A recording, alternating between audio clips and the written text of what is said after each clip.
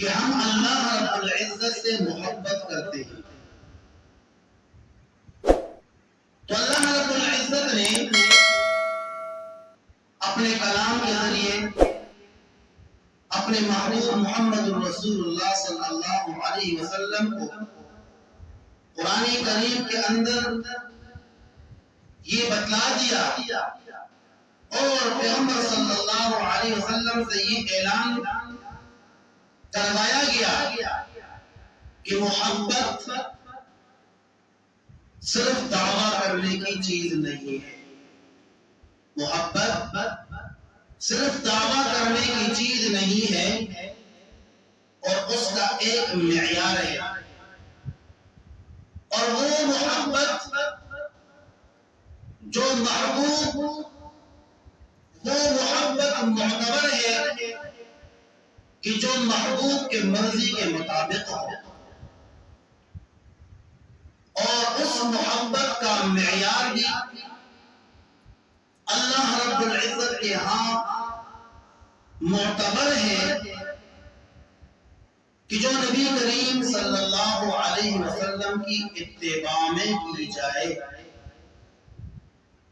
کہ آپ صلی اللہ علیہ وسلم نے جو کچھ بھی بتایا، جو کچھ کر کے دکھایا، اور آپ علیہ السلام نے جو راہ بتائی، جو طریقہ بتایا، اگر کوئی شخص اس کے مطابق عمل کرتا ہے تو وہ شخص اللہ رب العزت کو محبوب ہے، اللہ رب العزت بھی اس سے محبت کرتا ہے، اور اس کی محبت اسے دنیا اور آخرت دونوں میں کامیاب کرتا ہے۔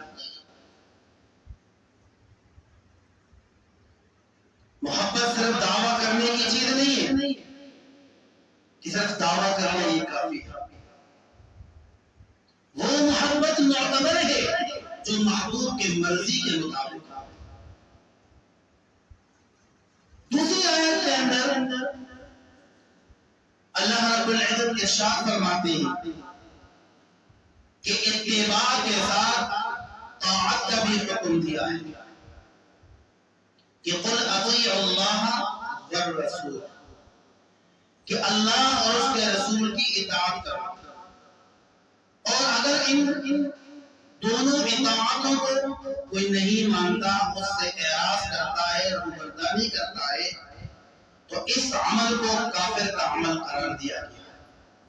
اس لیے قرآن کریم کے اندر اللہ فرماتے ہیں فَإِن تَوَلَّوْا فَإِنَّ اللَّهَ لَا يُحِبُّ الْكَافِرِينَ، کہ اللہ رب العزت کافروں کو اپنا محبوب نہیں رکھتا، اپنا دوست نہیں رکھتا۔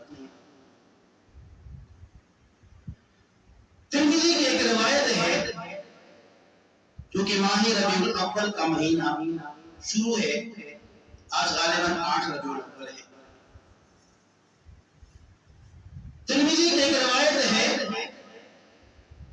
حضرت قیس رضی اللہ تعالی عنہ روایت کرتے ہیں، فرماتے ہیں کہ قال انا والنبی صلی اللہ علیہ وسلم فی عام الفیل، کہ میں اور رسول اللہ صلی اللہ علیہ وسلم عام الفیل میں پیدا ہوئے۔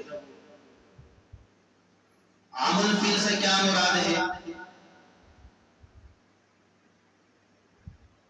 عام الفیل سے مراد، فیل کہتے ہیں ہاتھی کو، فیل کہتے ہیں ہاتھی کو، اور عام الفیل سے مراد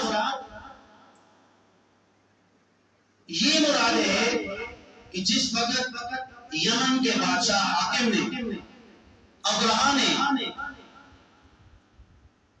مکہ کے اوپر، مکہ کو گرانے، کعبۃ اللہ کو گرانے کے لیے اپنے لشکر کے ساتھ بڑے بڑے ہاتھی لے کر آیا تھا، بڑے بڑے ہاتھی لے کر آیا تھا، تو ابھی وہ مکہ کے اندر داخل نہیں ہوا تھا،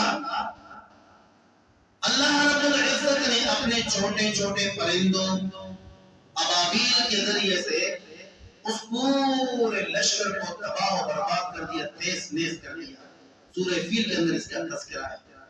الم تر کیف فعل ربک باصحاب الفیل الم یجعل کیدهم فی تضلیل وارسل علیہم طیرا ابابیل ترمیہم بحجارۃ من سجیل وجعلهم كعصف مأکول۔ چھوٹی چھوٹی کنکریاں پنجوں اور منہ میں، پورا لشکر تیز نیز تباہ و برباد کرتا۔ تو جس سال یہ واقعہ ہوا تھا اسی سال رسول اللہ صلی اللہ علیہ وسلم کی ولادت و سعادت ہوئی۔ اور ایک روایت کے اندر آتا ہے کہ اس واقعے کے 50 دن بعد رسول اللہ صلی اللہ علیہ وسلم کی ولادت ہوئی۔ علامہ ابن جوزی رحمہ اللہ فرماتے ہیں، ان کا یہ بیان ہے اور اس پر اتفاق بھی ہے کہ رسول اللہ صلی اللہ علیہ وسلم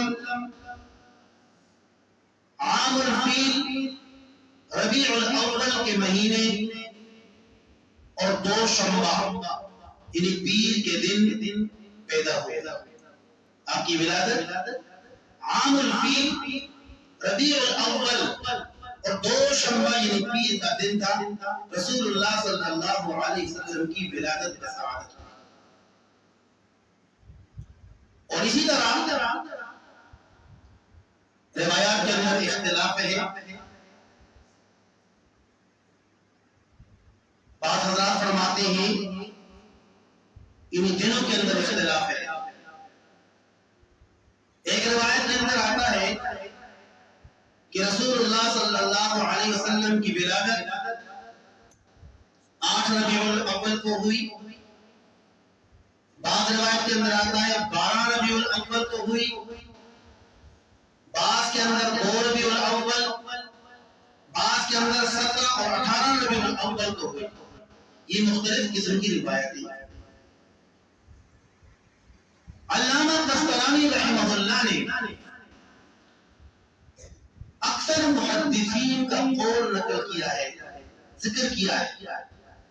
وہ فرماتے ہیں کہ رسول اللہ صلی اللہ علیہ وسلم کی ولادت 8 ربیع الاول کو ہوئی، اور یہ روایت قوی ہے۔ یہ روایت قوی ہے۔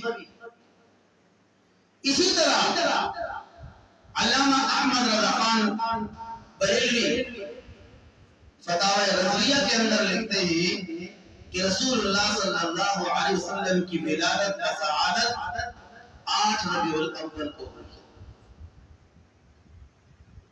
اور اسی طرح مصر کے ایک بادشاہ ریاضیدان محمود پاشا، اس نے ریاضت کے حوالے سے یہ فرمایا ہے کہ رسول اللہ صلی اللہ علیہ وسلم کی ولادت عام الفیل میں ہوئی اور مہینہ ربیع الاول کا تھا اور 9 ربیع الاول کا دن تھا۔ 9 ربیع الاول۔ میری پوری بات کا خلاصہ یہ ہے، الغرض کہ آپ علیہ السلام کی پیدائش کے اندر تاریخوں کا اختلاف ہے۔ روایات کے اندر تو اختلاف ہے، لیکن یہ یاد رکھو مہینے کے اندر اختلاف نہیں۔ رسول اللہ صلی اللہ علیہ وسلم کی پیدائش کا مہینہ وہ ربیع الاول ہی ہے۔ حضرت مولانا حکیم الاسلام حضرت مولانا طیب قاسمی رحمہ اللہ رسول اللہ صلی اللہ علیہ وسلم کی ولادت کے بارے میں تذکرہ کرتے ہیں۔ وہ فرماتے ہیں کہ رسول اللہ صلی اللہ علیہ وسلم کی 2 ولادتیں ہوئی۔ 2 ولادتیں ہوئی، ایک جسمانی ولادت ہوئی اور ایک روحانی ولادت ہوئی۔ فرمایا کہ ممکن ہے لوگ یہ بات سن کر حیران ہو جائیں گے کہ ولادت تو ایک ہی مرتبہ ہوتی ہے، پیدائش تو ایک ہی مرتبہ ہوتی ہے، تو دو ولادتیں کیسی ہو گئی؟